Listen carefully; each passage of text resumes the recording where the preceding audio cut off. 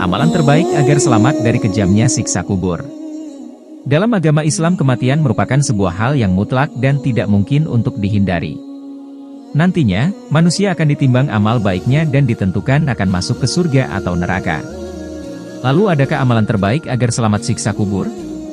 Menurut penjelasan Syekh Ali Jaber, ada sebuah amalan terbaik agar selamat siksa kubur. Amalan apakah yang dimaksud Syekh Ali Jaber?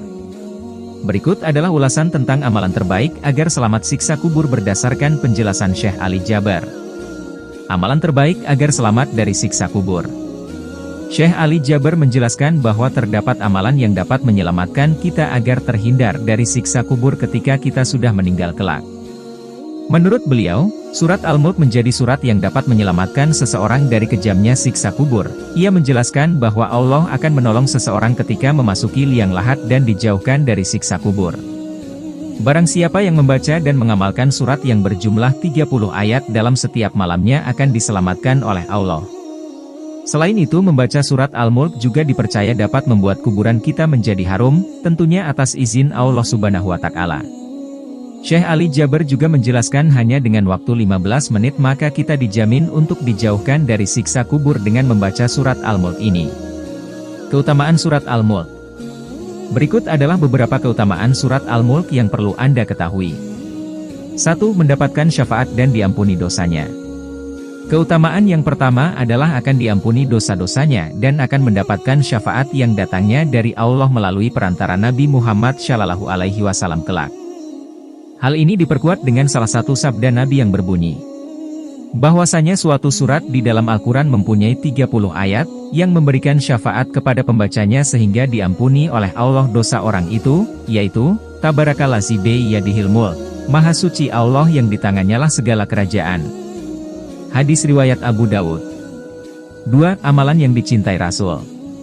Rasulullah Shallallahu Alaihi Wasallam pernah bersabda bahwa, saya gemari supaya surat ini, Tabarakal, Lazi biyadihil mulk, terdapat di setiap hati orang mukmin. Hadis riwayat Al-Hakim, artinya beliau begitu mencintai pengikutnya yang mengamalkan ajaran yang juga akan memberikan ketentraman hati bagi hambanya tersebut. 3. Penyelamat dari siksa kubur. Keutamaan surat Al-Mulk yang ketiga adalah akan diselamatkan dari siksa kubur. Hal ini dijelaskan melalui salah satu sabda Rasulullah Shallallahu Alaihi Wasallam yang artinya, barang siapa membaca Tabarakallazi biyadihil mulk, surat Al-Mulk, setiap malam, maka Allah Ta'ala akan menyelamatkannya dari siksa kubur.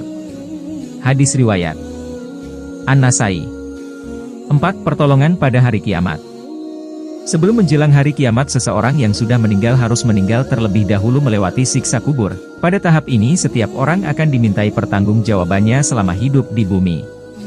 Seperti yang kita ketahui bahwa siksa kubur begitu pedih dan menyiksa, maka dari itu setiap umat Islam hendaknya membekali diri masing-masing sebelum ajal tiba.